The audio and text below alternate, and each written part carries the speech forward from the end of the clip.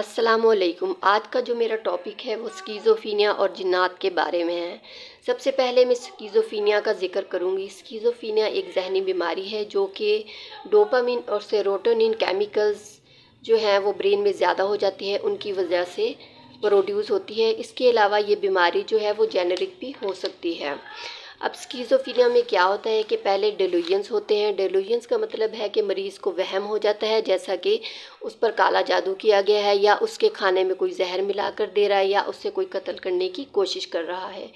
उसके बाद आते हैं कि हेलुसिनेशंस दो तरह के होते हैं, एक ऑडिटरी और हेलुसिनेशन और दूसरा होता है विजनरी।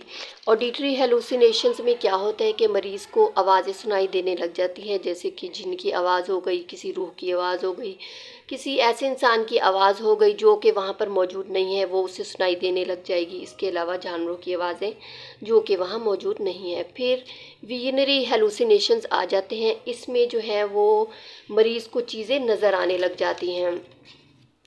इसको मैं इस तरह समझाऊंगी कि एक मंज़र, एक इमेज और एक वीडियो वो होती है जो आंखें हमें दिखाती हैं, लेकिन एक मंज़र, एक तस्वीर और एक वीडियो वो होती है जो दिमाग खुद बनाता है। फ़र्ज़ करेंगे एक शख्स एक कमरे में बैठा हुआ है, वो पंखे की तरफ देख रहा है, तो उसे नज़र आ रहा है कि पंखे पर बहुत से फूल उगे हुए हैं। अब उसमें आंखें तो उसे वो दिखा रही हैं कि सामने सिर्फ पंखा चल रहा है, जबकि दिमाग ने अपनी एक तस्वीर बनाई हुई है और वो ये दिखा रहा है कि पंखे के ऊपर फूल उगे हुए हैं। ये तस्वीर इस कदर इतनी रियल होती है कि मरीज़ को लगता है कि वाकई पंखे पर फूल उगे हुए हैं। इसी तरह मैं दो मरीज़ों के वाक़यात पेश करना चाहूँगी। एक मरीज़ मेरे पास आया और मैंने उससे पूछा कि वो क्या काम करता है। उसने कहा कि वो जंगल का बादशाह है, इसलिए उसे काम करने की ज़रूरत नहीं है। मैंने कहा कि मुझे भी बताएं कि आप कैसे जंगल के बादशाह हैं। तो उसने दाएं तरफ इशारा करते हुए कहा कि ये देखें, मेरे पास शेर बैठा हुआ है और बाएं तरफ मोर बैठा हुआ है, और वो जो सामने दरवाजे पर एक बड़ा सा सफ़ेद सांप नज़र आ रहा है वो भी मेरी तरफ देख रहा है। इसके अलावा और भी उसने जानवरों के नाम लिए जो उसे नज़र आ रहे थे। हालांकि वहाँ कोई जानवर नहीं था, लेकिन उसका दिमाग बहुत अपसेट था और उसे लग रहा था कि वाकई उसके आसपास जानवर फिर रहे हैं। मरीज़ की ऐसी हालत नहीं थी कि मैं उसे समझा पाती, तो मैंने उसकी फ़ैमिली को बुलाया। पहले तो उसकी फ़ैमिली ने कहा कि ये सब जिन्नात का काम है। फिर मैंने उन्हें समझाया कि नहीं, मरीज़ को एक जहनी बीमारी है जो कि केमिकल की डिस्टर्बेंस की वजह से हो जाती है।